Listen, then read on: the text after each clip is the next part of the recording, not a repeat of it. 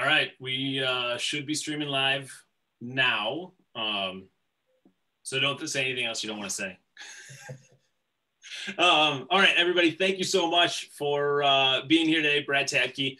We have another live town hall. We do this, just so everyone knows, we do this every 2 weeks on Monday nights, and we talk about things that are going on in the community. We've had folks from the VFW, folks from talking about missing and murdered Indigenous women, and just other really great topics. And so we do this every other Monday. And tonight I am honored to have our big summer entertainment venues here to talk about their summer. We've got Randy Sampson, CEO at Canterbury Park, and Raul Rehnborg from Valleyfair, the GM there, to talk about what's going on this summer. So guys, thanks so much for being here.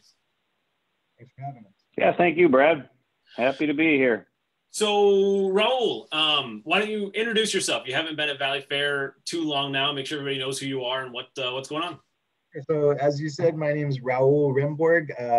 I am the VP and General Manager of Valleyfair. I have been fortunate enough to be at Valleyfair for 2.5 years now, although one of my years was lost due to COVID. And so, 34 years with the company. This is the fourth park that I've worked in our parent company that has 13 parks across the country. And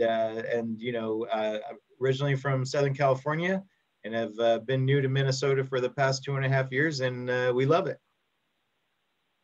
Awesome. It's good to have you here. Did you end up living in Shakopee, or are you somewhere close? We're close by. We bought a place in Victoria and spent a lot of time in Shakopee, but just love the whole larger community. Nice. Awesome. Thanks for being here, Raul. Randy.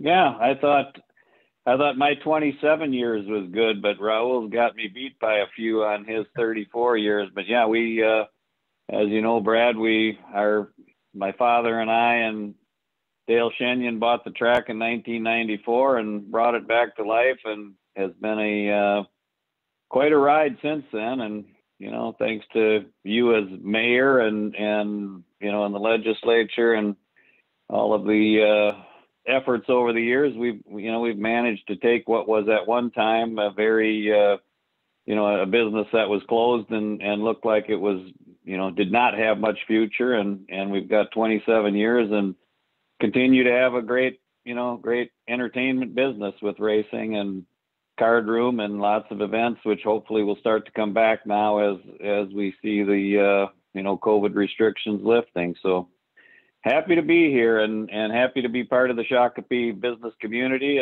I do live in Chanhassen, so I'm right across the river too. But as Raul said, very much, Shakopee is very near and dear to me after 27 years of working at Canterbury. Yeah, I think the both of you definitely spend enough time in Shakopee. That's that is for sure. When I see your summer schedules and just how often you're out doing things and at the track and at the park and everything, it's just a ton of time. So thanks for all that. And so people who are watching, if you have questions, you can just use the comment section on Facebook to ask any questions that you've got. I will relay those and ask them. And we'll go from there. So Randy, let's start with you. What do you expect to see coming up this summer? What can guests who are going to go to Canterbury when it opens tomorrow, what can people expect and what do they need to be doing? Yes, thanks for the reminder, Brad. Tomorrow is opening day, and we're very excited about that. This is actually later than usual for Canterbury to open. We've typically opened either Derby weekend or Preakness, which was last Saturday, and we've got a different schedule this year with our Tuesday, Wednesday, Thursday, Sunday racing. But last year with COVID, obviously we had to do a bit of a pivot, and we started running weekdays with the knowing that we're going to be limited in what we could have in attendance at the track. So we were focused on or looking to come up with a schedule that would allow us to maximize our out-of-state handle and interest. There's a lot of wagering around the country and through internet and at off-track bettings and at racetrack, and with the weekend racing is very crowded in the market, but the weekdays are not as bad. And so we had great success with that last year. And this year we decided to try to, find a way to accomplish both really, or, and we'll see how it goes. It's a completely new schedule, but we're going to race Tuesday, Wednesday, and Thursday to try to reach that national audience and race fans around the country, as well as, getting people out to Canterbury. And corporate groups and other things tend to want to be on the weekdays, so that we think we can make some progress there. And then we're also going to race Sunday, which has traditionally been our family day and our wiener dog races and all of the fun family activities that we're known for. And so we're going to try to find that, combination or sweet spot where we can accomplish the on-track large crowds for family day on Sundays and still reach that national audience on Tuesday, Wednesday, Thursday. So we are excited. We have a full backside this year, which is, unusual in the country right now. A lot of tracks are short on horses, and Canterbury's got a great reputation. Our partnership with Mystic Lake, allows us to have some very competitive purses, and the result is we do expect our backside to be full here in the next couple of weeks and have a really competitive race meet. I was wondering, Randy, how many times you'd be able to say full backside on one of our on one of our Zooms. Could you explain to people what that actually means? Yeah, that is our barn area. Our friend James Clark, a lobbyist who and have worked with, always wonders when I say backside too, thinks that something doesn't sound quite right about that. But yes, the backside is what we refer. The front side is where the grandstand and the patrons are, and the backside is where in racing terms is where the barn area and the horses live in the off season. And we do, as I said, we have expect about 1,500 horses this year. So it's quite a, it's a lot of activity and agriculture and hay and straw and feed that goes into, a lot of labor that goes into that barn area and backside training and racing operation. Beautiful. Good. So Raul, you guys open up on Saturday, and that's your first big day here for this year. And for how long has it been since you had a ride going? Since October of 2019, about 17 months. It's been a long time in the making, but this Saturday at 11 o'clock, we'll be opening up to the public for the first time. And yeah, we've missed having guests in the park, so we're really looking forward to that. Beautiful. So what can people expect when they come to Valleyfair? Well, first of all, I guess I would just say a return to the Valleyfair experience. This park has become such an iconic part of the community. It was really, gratifying to me to hear so much feedback when Valleyfair did not get the opportunity to open in 2020, and how much Valleyfair is a part of the community, and how people had looked forward to taking their kids there and making memories and so forth. And so, I'm just excited for guests to be able to use this community asset to do those things that they've come to experience with their families and their friends. In 2020, we had a huge event plan called Grand Carnival. And we had a fully executed plan that we were not able to put on because of the COVID environment. And so we're super excited to be able to premiere Grand Carnival in the summer of 2021. This is essentially a larger than life cultural festival, bigger than anything in Valleyfair's history. Complete with a big parade that's coming down the midway with incredible costume characters. We've got culinary offerings from all of the different countries represented in this festival. Really top of line entertainment and performers.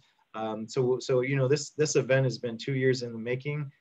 It'll kick off on July 24th. We'll go to a 16-day run until the second week of August. And it's really the anchor of everything that we're doing in 2021. We certainly have taken the opportunity to make enhancements to the park experience. It's hopefully a once in a lifetime opportunity to be able to touch the infrastructure of a park in the summer when we would normally have been open. And so we took the opportunity last year to make a lot of improvements in the park from an infrastructure standpoint. And so I suspect that when guests come into the park, they're going to notice some of those things. We've redone restrooms really more high-end and elegant than guests have been able to experience in years past. We have a new group sales venue that we have available for corporate type events. We put some money into our food facilities. There'll be new food product offerings throughout the park.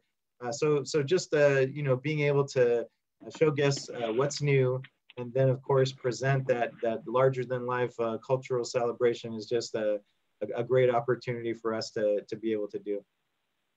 Got it. That's a beautiful thing. Yeah, that's really exciting. All the big events, and to have things happening again this summer throughout town, just to bring people in and to fill the hotels and to do all that kind of stuff, which just seems like so long. And also just yesterday at the same time that we were able to do those kinds of things. So that is really, really great for everybody. Yeah. And to be sure, it's going to look a little bit different this year. There's a little bit of right sizing going on, given the limitations of capacity that we, anticipated. And so normally Valleyfair would have been a 7-day daily operation the entire summer. And similar to how Randy spoke about Canterbury, we're going to have a more specific schedule. In Valleyfair's case, in the summer, we'll be operating 5 days per week, Wednesday through Sunday. Just want to make sure that we maintain that product offering and the integrity of the park experience to the guests that do come. So we're looking forward to that. So what, as we talk about capacity and that kind of thing, what, Randy, do you guys expect a Canterbury Park to have? Is it going to be a normal racing season? Is it going to be people spread out? What is the intent as to what's going to happen this summer, at least to begin with? It may change obviously over the course of the season.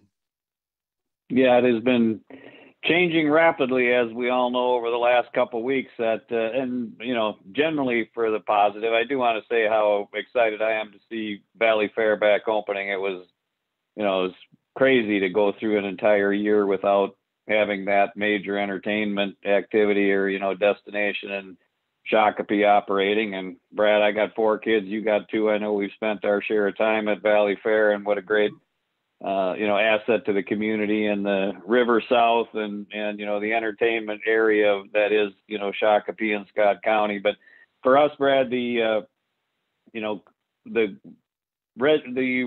restrictions currently through the 28th would limit Canterbury based on the percentages to somewhere around 2,500 people. It really is, in our case, not an exact science, because there's really no limit outside, but there is a limit inside, and we can't really prevent people from coming inside. So you have to kind of, come up with a formula that you think will allow us to, to maintain the limitations that currently are in existence for inside capacity. And so we intend for the first couple of weeks to have about 2,500 people, and then starting Labor Day, there are no restrictions, but similar to what Raul was saying, that, we intend to initially limit our attendance to about 5,000, partially to make sure that, we have ability for people to spread out, that people are comfortable, that people are safe, but also, frankly, and I know Raul can comment on this too, but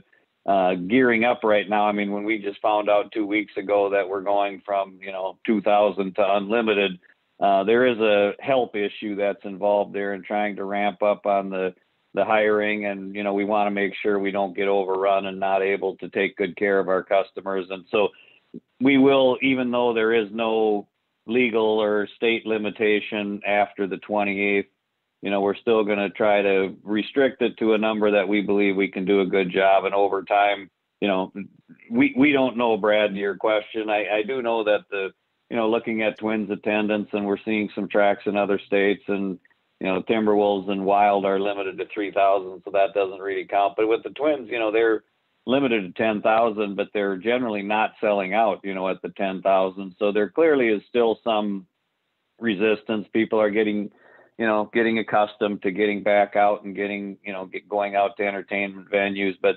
and as more people get vaccinated or fully vaccinated, it'll continue to get better. But hopefully by July, we do have our Twin City Summer Jam in July, which we anticipate by that time, we can be fully open with a infield concert and, hopefully have 15 or 20,000 people. But, at this point, I do believe it's going to be, it's going to be gradual, that May is probably going to start kind of slow, and June will get better, and July will get better. And by August and September, hopefully we'll be back to fairly normal in terms of people's comfort level with being out and, no masks and social distancing, and, people have their vaccinations, and we're just, also happy to be back, being able to operate after the restrictions of the last 12 months and having to furlough employees. Nothing worse than, what the impact that has on the great team members that,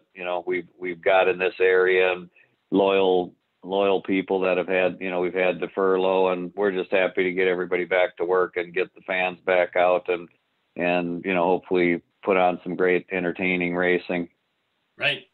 Raul, what are you hearing from your season pass holders and ticket sales and stuff like that for how are people feeling about coming back? Is it like when the mask mandate left and was done, like I'm fully vaccinated, and it made me very much more open to going and doing things. And so I'm curious if that's what you're hearing from folks, or where all that is.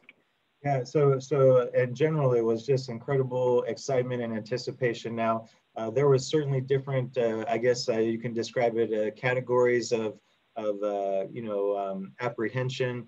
I heard from a lot of guests that said, I'm excited you guys are opening, but I'm gonna wait until the mask order, subsides, because it just wasn't comfortable for them to think about wearing a mask outside in an amusement park environment.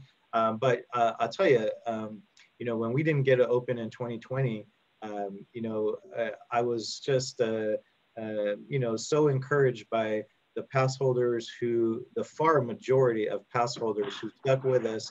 Of course, we gave them the consideration of extending their pass validity all the way through 2021. And I've just been, so encouraged by people sticking with us and telling us that they were coming. And so now, with the most recent lifting of COVID restrictions, of course, people who can come into the park, it is no longer a mask requirement outdoors. And things are changing so fast that I suspect between now and when we open this Saturday, for those who are fully vaccinated, there won't be a requirement for mask indoors. And so I think that's going to open up a lot more people who were potentially, hanging back for a visit until some of those restrictions were lifted. Like Randy, we want to be real mindful about the cadence of us increasing attendance in the park. To go from a 15% operation, which we were anticipating as recent as 3 weeks ago, to unlimited. We just want to be able to manage that and preserve that park experience. And so we have a reservation process where it is allowing us to control the amount of guests in the park. And we just want to be mindful of making sure that we have the staff ready to be able to execute the experience that we want to. Like Randy mentioned, there are certainly some challenges in the labor market. We have made adjustments in some critical areas that we feel we needed to be a leader in our market in certain positions that were more challenging. We've seen some good response from those adjustments that we've made. And so there's a lot to look forward to, but we want to be mindful and deliberate in all of our actions, including attendance. And so, Randy, we've got a question here from Jody Brennan, City Council member, and about hiring. So, Randy, you mentioned it a bit before, but Raul, I'll ask you as to how is hiring going? Are you getting a number of people that you need? Where is all that at? Because there's been a lot of talk about labor lately and where things are going that direction. It's just been an unprecedented challenge. One of the biggest impacts to Valleyfair was because of the COVID environment. A lot of the foreign embassies that normally would process J1 student visas just stopped. And so a lot of people may not realize that Valleyfair usually hosts 400 international students from around the world easily comprises about a quarter of our workforce. Unfortunately, that really wasn't an option, and the restrictions were lifted late enough that we will not be able to benefit from that traditional pool of labor. And so again, we made adjustments to try to mitigate the loss of those employees. Typically in a year we'd have about 1,500 employees. Right now we're sitting at about 900. We'd still like maybe 250 to 300 more, but it's really about right-sizing the operation. And so a 5-day calendar week is something that we are confident that we could support, but of course, we're looking for a few more hundred employees, over the course of the next 4 or 5 weeks. And your employee requirements are what ages? What are you looking for? Well, we actually do have some positions in the operating groups that are 14 and 15-year-old. Most of those have been filled, and so really the balance of the positions at Valleyfair, the requirement is that you be at least 16 years. Everything we do here is the training that's required. So whether you want to be a lifeguard, a ride operator, an admissions employee, it absolutely requires no experience. In fact, Valleyfair is fairly recognized as a lot of people's first job. I think we do a good job of training our community in early in their work career. And so, we would encourage people who are looking for a flexible and safe and fun environment to come on down and apply. Perfect.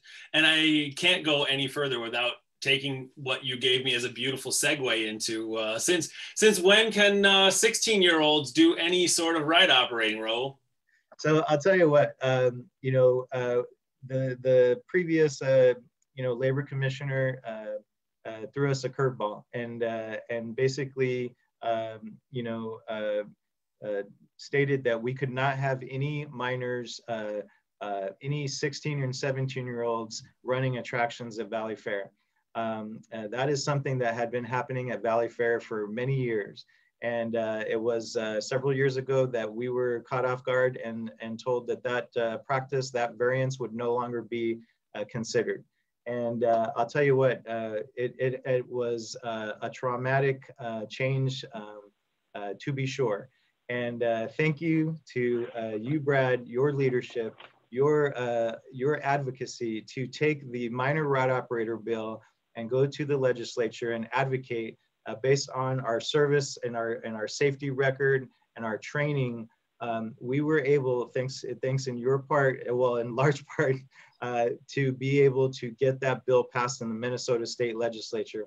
I was super proud to be able to be a part of that. I can tell you, Brad, that I've had calls from other large amusement park venues, from Nickelodeon Universe to other parks, that said that that bill in large part ensured their survival because they would not be able to execute any kind of credible operation if they were not given the opportunity to work 16 and 17-year-olds.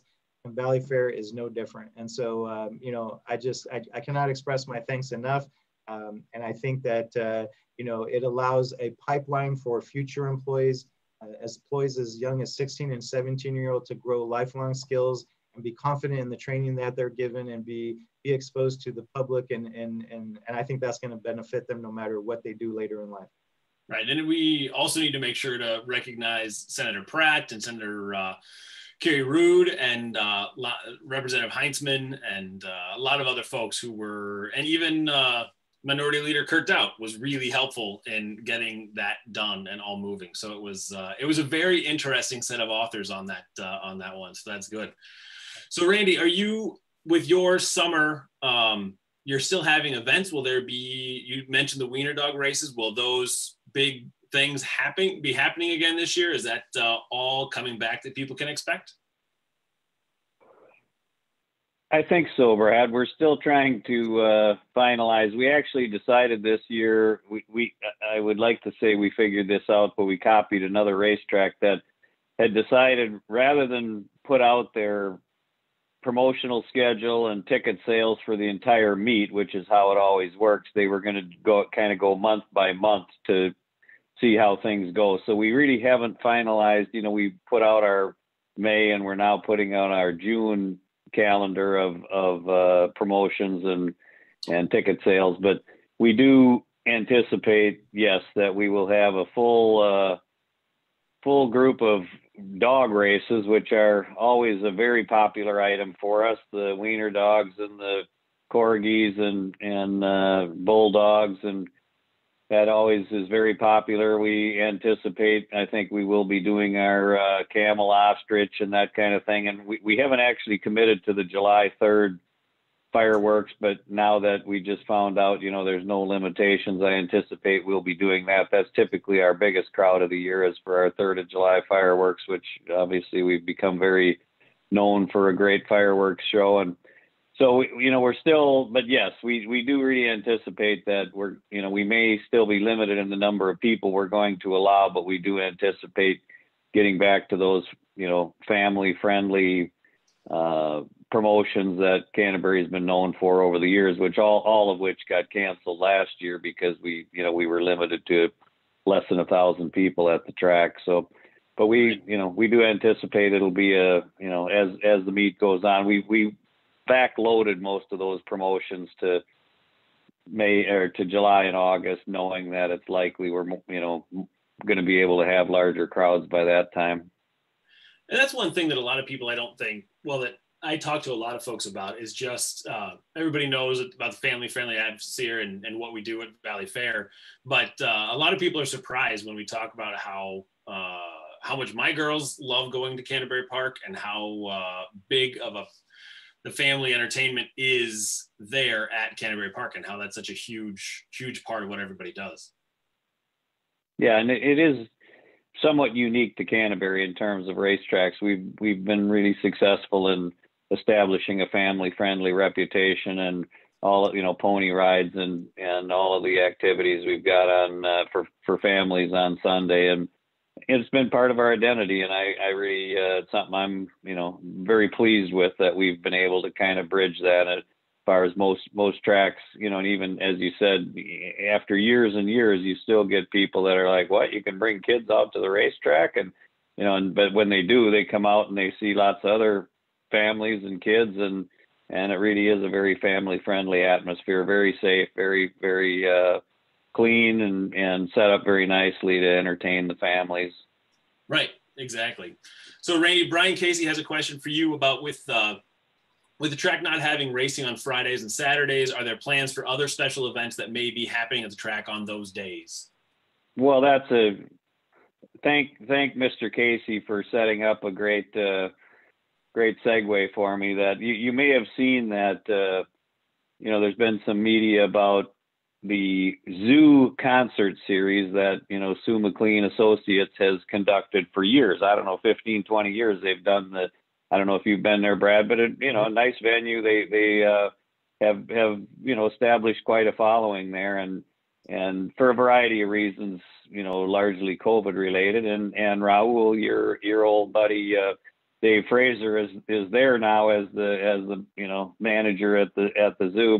And he was actually the one, frankly, who called me and said, it doesn't look like we're going to be able to accommodate the zoo concerts. Maybe you should talk to those guys if you're interested. And so it has now evolved into, we're actively looking to book acts, and the zoo series is really moving to Canterbury for the summer, and we're really excited about it. So that is what we hope to fill in with Fridays and Saturdays, is outdoor music, at Canterbury. This would not be in the infield where we do the Twin City Summer Jam, the major concerts. It would be in the grandstand, where we have our Friday night bands, and we're quite excited about it. I think it's really going to be a great fit for us, and especially with those Fridays and Saturdays without live racing, I think it's a great opportunity to host some outdoor music. I think people right now, I just think we're in the right place at the right time, that people want to get out. They want, and outdoor people are more comfortable. People like to sit outside and listen to live music, and haven't been able to do that for a long time. And so we're quite excited about that, and working to fill in, our late July, August, and September, those Fridays and Saturdays with some concerts that, would be similar acts and, similar production to what was at the zoo concert series. Perfect. So we have a question from Connor about the future. What after we emerge from COVID here, what do you both see as the future for what Valleyfair and Canterbury Park's role is, and what's happening in the community, and what does the future look like for both of you? Raul, you can start.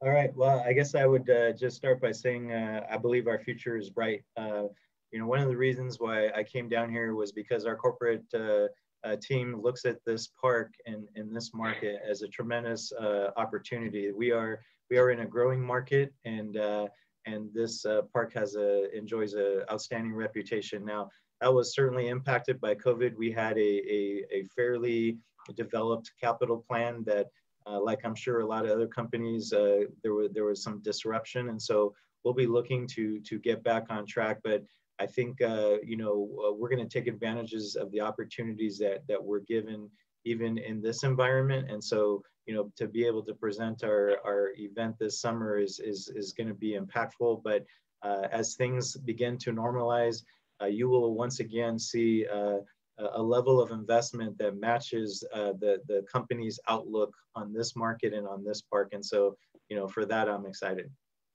Beautiful. Randy.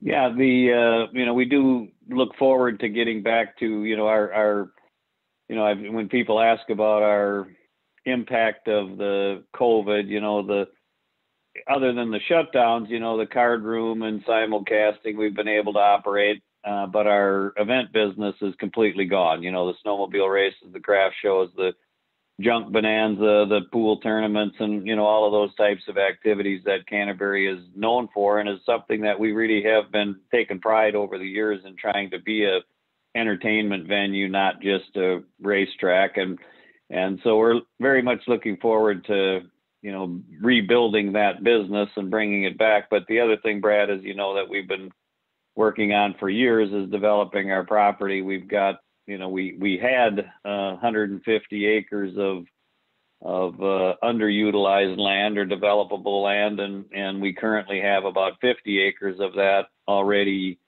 programmed and development moving forward with the Doran Apartments. We recently announced we closed on a sale of land to Pulte for some townhomes, and we have a partnership going with Greystone, another, you know, terrific local Shakopee company that is developing, you know, partnering with us on the development, and they're moving their headquarters to, you know, the Canterbury property as part of this 12-acre development we're working on, and they have an absolutely beautiful office building there that's going to be a real anchor, you know, and set a tone of a high quality development. And so the development piece is coming along great. We're looking to fill in with some restaurants, you know, hotel and other entertainment. And, you know, this will be, you know, as I said, we had about 150 acres, of which about 50 is currently programmed. So we've still got a lot of opportunity going forward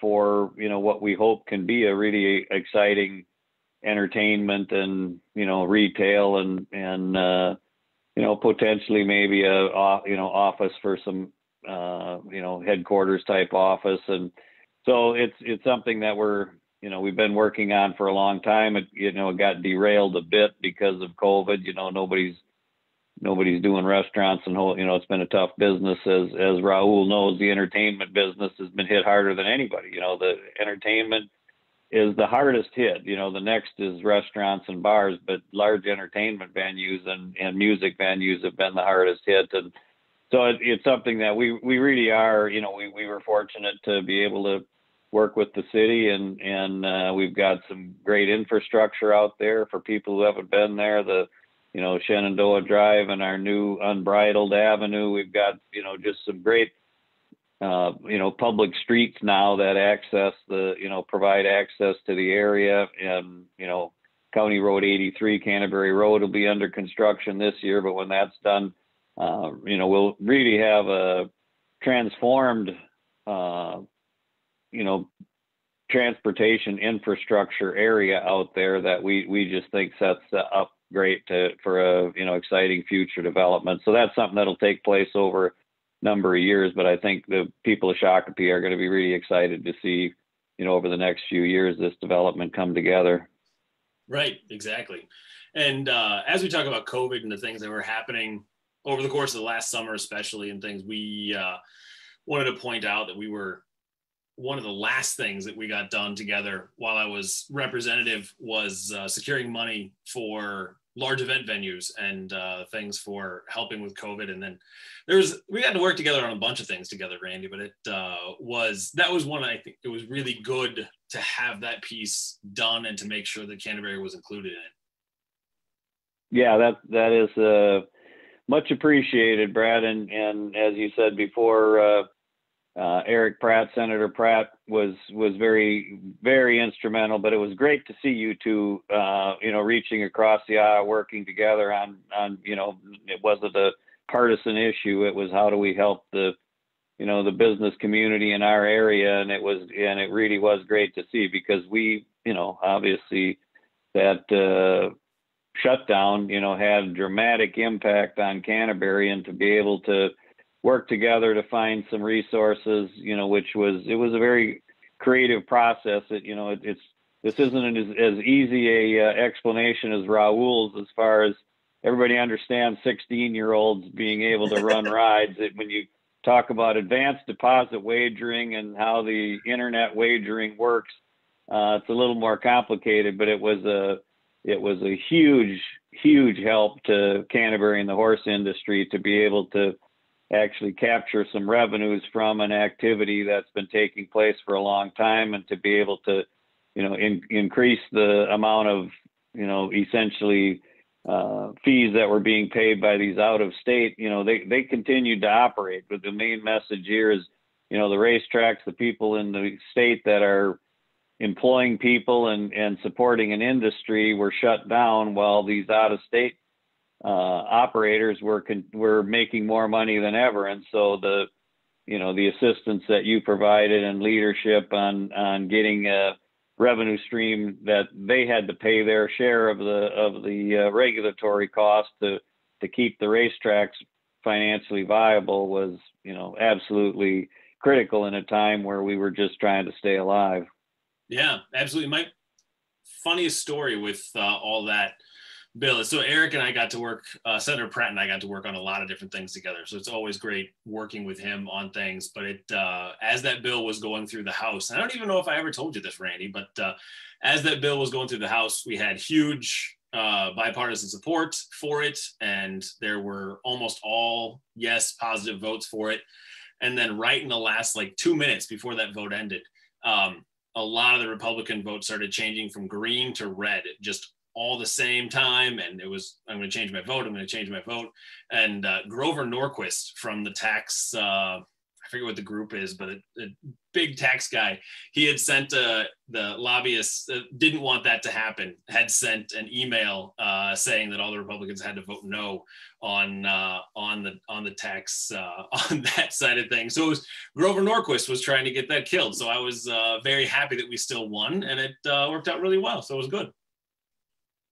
Yeah, that was unfortunate, as it is the Taxpayers League or whatever they call it. But yes.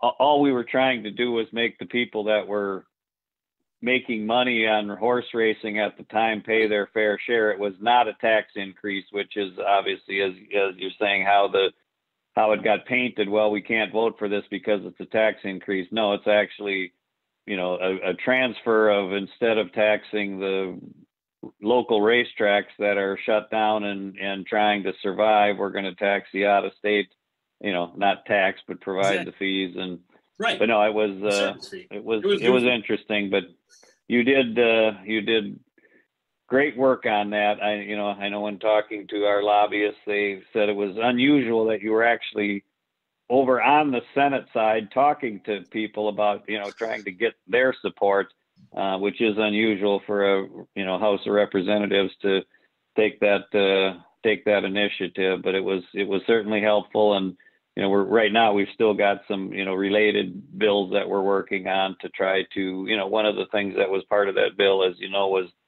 we really, there's a requirement that we have to run 50 days, and nobody ever thought about the fact that what if there's a pandemic and we can't run 50 days, and then we really have to shut down the entire operation, including the card room. And So part of this bill was to say that if there is a circumstances beyond our control, that we have the ability to keep operating even if we don't race our 50 days. And so we continue to work on some of those issues, but very, very appreciative of that would not have been done without your leadership. That's for sure.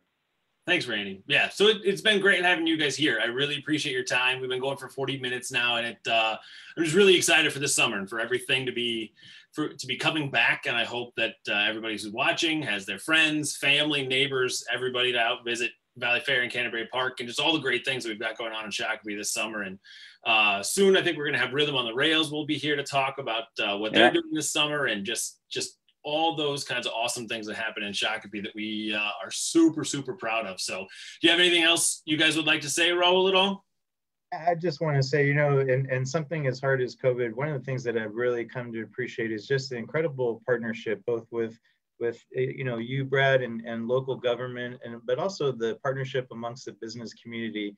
We would meet regularly and talk about, best practices and impacts, and really share information. And that was refreshing. You mentioned Dave Frazier from the zoo, and of course, Randy from Canterbury, and Brian Spillman from Mall of America. There was just a great group of business leaders that would consult and share information and to benefit us all.